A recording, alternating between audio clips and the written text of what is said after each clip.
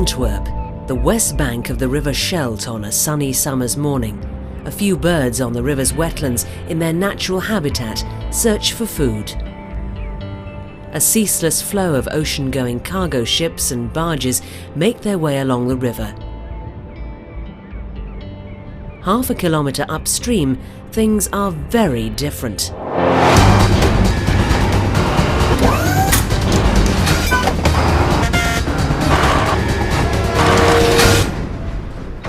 "50 years ago, when the Pan-Atlantic Line's Ideal X set sail from Newark on the 26th of April 1956, even the greatest of shipping visionaries would never have forecast the changes that containerization would make to the world.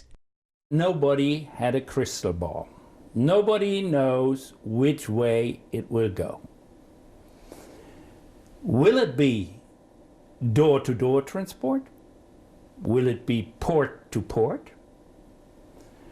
Will it be a container? Will it be a loading platform like we used for DFDS? Will it be pallets? Will it be shipboard cranes? Or will it be dockside cranes? Nobody had a crystal ball, and nobody had a vision at that time like Malcolm McLean had. In his book, Mark Levinson, author of The Box, How the Shipping Container Changed the World, argues that the container is up there with the internet in the way that it has changed our lives. Malcolm McLean's vision of the door-to-door transport with containers was a big achievement. However, he was not the inventor of the container. The railroads lost a lot of traffic to truckers, and the New York Central started already with the so-called flexi-van system, a bimodal railroad with containers. The inventors of the system was Leo Mellem, Cecil Hinkles of Flexivan, and Sol Katz, the owner of Strict Trailers. Flexivan and Sol Katz used stackable corner posts for these units and a top lift corner for twist locks for the top pick of the unit. This was the birth of the container as we know it today. Two factors above all have contributed to the growth of the container business.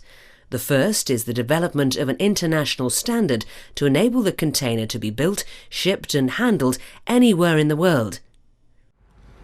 In the last 30 years, what I've really seen more than anything else is a refinement of the work that was started before I got involved. The early work that really Malcolm initiated with the Ideal X and the first truck body that got detached from its wheels and put on a container. And then his real innovation, in my opinion, which was the release of all the patents on how containers were handled, how they were interchanged, the dimensions, the idea of the interchangeable corner fittings, which is really what let the standards develop and take off in the world.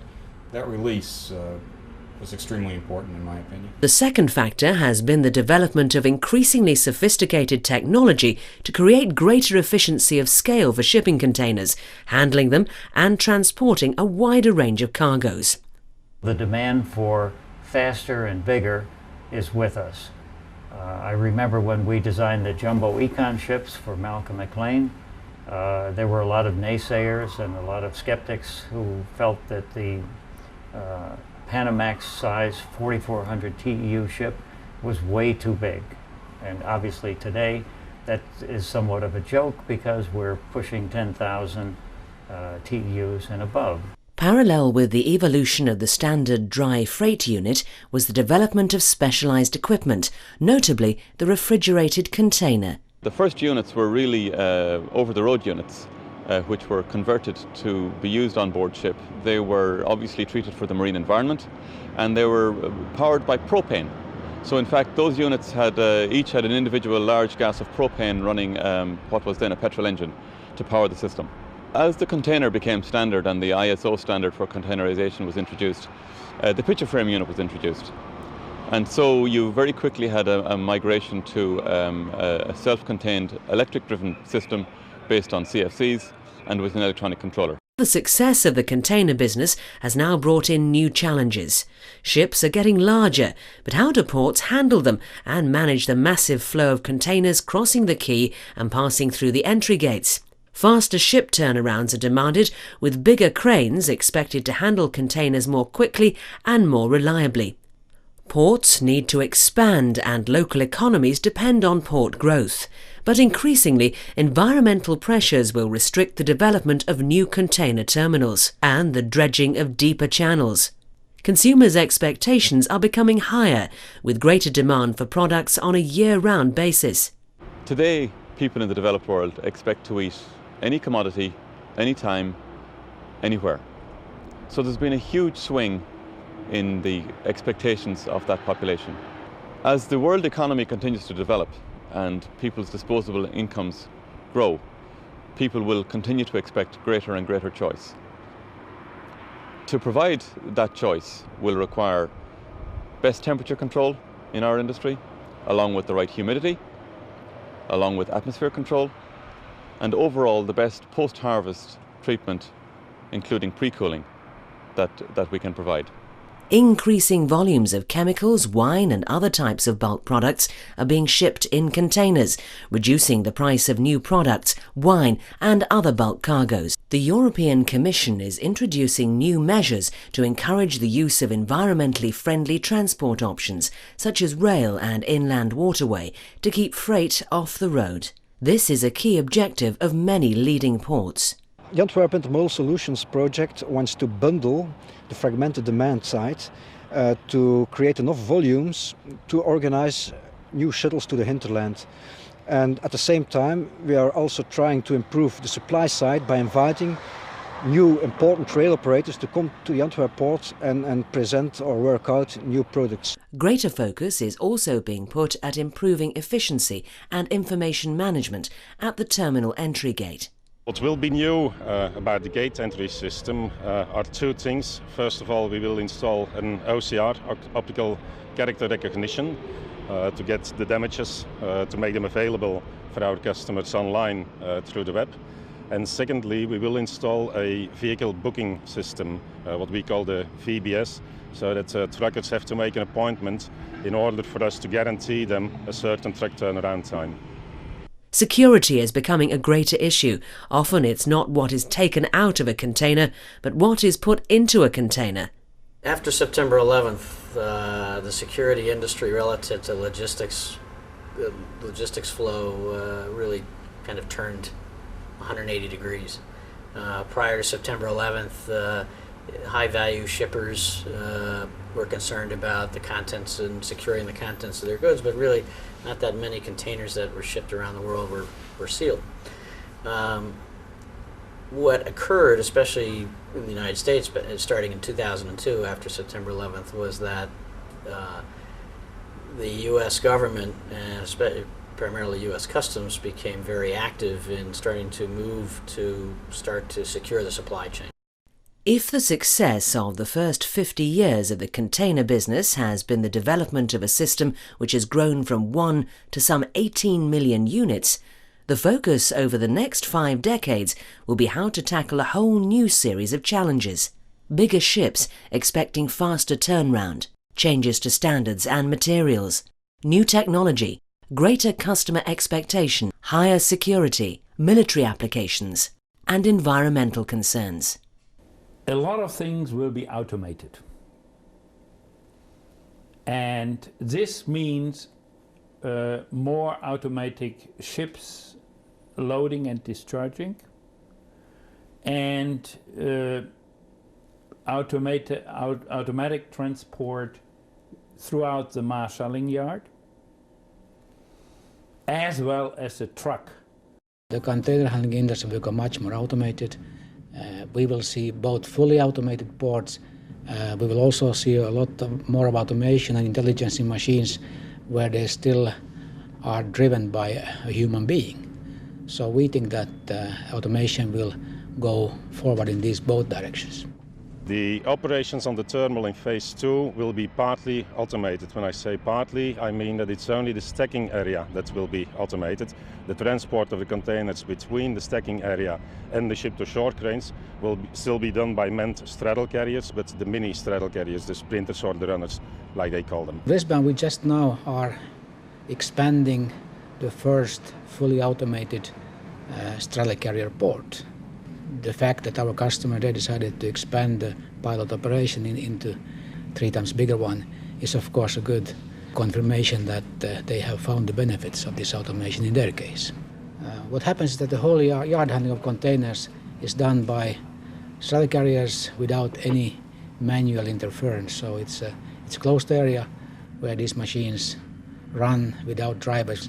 The new ship-to-shore cranes we will be ordering in a few months' time will be at least 22 across, maybe 24 across. This still has to be decided. That will be a batch of another 3 cranes with an option for 3 more. You have to, in the back of your head, say, what's next? What's the next container idea? And frankly, I don't see it. I think we are looking at newer ways, better ways, quicker ways to handle and to move containerized freight. But the basic concept, the building block of the intermodal system we have today, I don't see that changing a lot.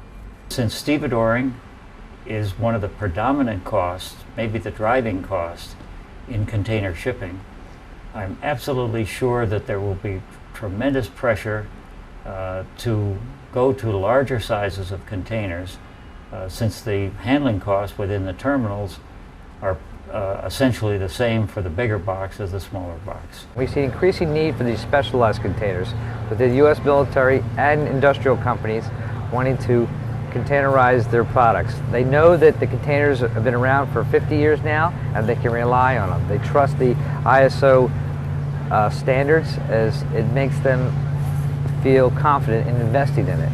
And we have benefited by that.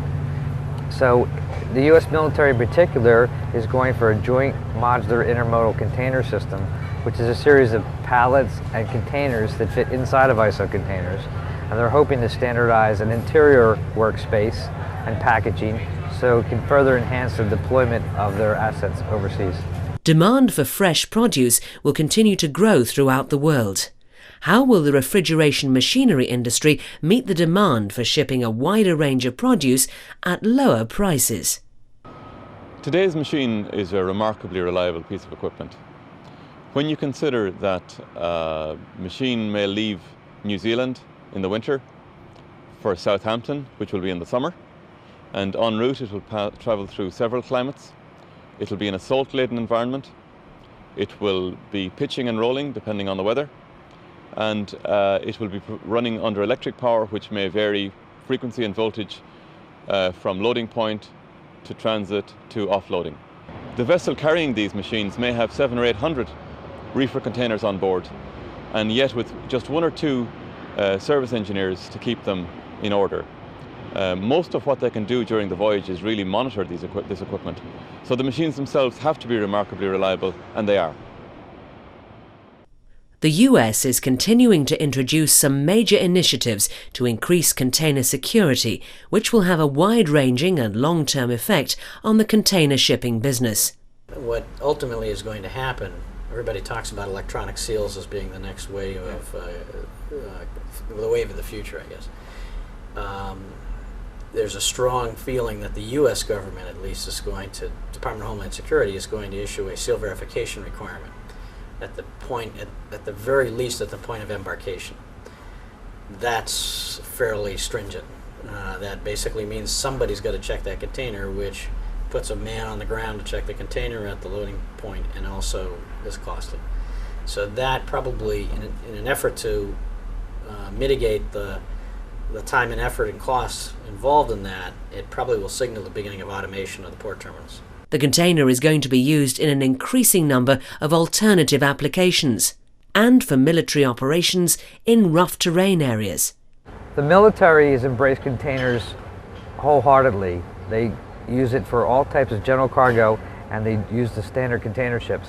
They also, for rapid deployment purposes, have containerized all their systems into mostly 20-foot ISO containers that have special full-side opening or modular boxes that split into 3. They also have a container which expands from one 20-foot ISO to a triple wide container. Each side expands with hydraulics, and inside it can be an operating room. It can also be deployed for natural disasters and emergency care. And this container, it will fit inside a military cargo plane, and the floor can be flat and go on the rollers of a plane. It can go on a train, it can go on a truck, and of course it stacks 9 high on an ISO container ship. But while the technology may be able to meet the increasing demands from shippers and shipping lines, greater forces might work to slow down expansion or halt it altogether. Bigger ships and bigger ports have a major effect on the environment. How can the industry balance environmental challenges on the one hand with economic growth, which often means new ports and deeper channels, on the other? Well, the Port of Antwerp being a river port, it's very important that the bigger container ships can call at the port in very reasonable nautical circumstances. That's the reason why one is dredging the river since more than 100 years, but every now and then we need a new dredging campaign in order to improve nautical access. One solution to this problem can be seen not far from where we're sitting now, across the river on the Western Scheldt. 230 years ago, many of the farmlands of Zeeland were created by the construction of polders, land taken back from the sea and enclosed by a dike. We need to come to terms with the other important stakeholders in the port, environmentalist stakeholders, local communities and other ones. And that's the reason why, for instance, by the construction of the Deurgang-dock, we discovered that Lefbank was a protected bird area. And that's the reason why we developed the so-called Antwerp cohabitation model, in which we try to intensify the natural and environmental values in this area, so that, again, space came available for economic infrastructure. And I think we have been quite successful thus far, because the Deurgang-dock now has been almost fully constructed, and there's a consensus existing in terms of strategic planning with the local communities and with the environmentalist groups. And until a few years ago, many people were convinced that dredging would be very harmful towards the natural values of the river. But together with the Dutch, we launched a very extensive study program, which lasted for more than 5 years, in which we discovered that there was almost no link at all between environmental degradation of the river and dredging. As a matter of fact, we even discovered that dredging can be used, and especially the disposal of the specie of the dredging, to improve the natural situation of the river by creating new wetlands and by creating new, very interesting environmentally local areas in the riverbank. As compensation for the dredging of a deeper channel to allow bigger container ships into the port of Antwerp, new wetlands are being developed and farmlands are being flooded. Since 1960, Zeeland has lost 2/3 of its wetlands. EU habitats and birds directives have sufficient power now to re-flood farmlands as mitigation for dredging and construction, and to reverse the disappearance of Zeeland's mudflats and salt marshes. Many farmers whose families have lived in the area for hundreds of years will have to move out, and the farms will be flooded. However, for both the environmentalists and for the ports and shipping industry, this is an acceptable solution. Wetlands are being restored, while the unquenchable demand from consumers in the West for low-cost manufactured goods and inexpensive year-round perishables can be met by higher capacity ships and bigger ports. During the first 50 years of containerization, the priority was to build up a global system of ports, shipping lines, and inland transport systems. For many, the real challenge for the container business is to continue to expand without damaging the planet.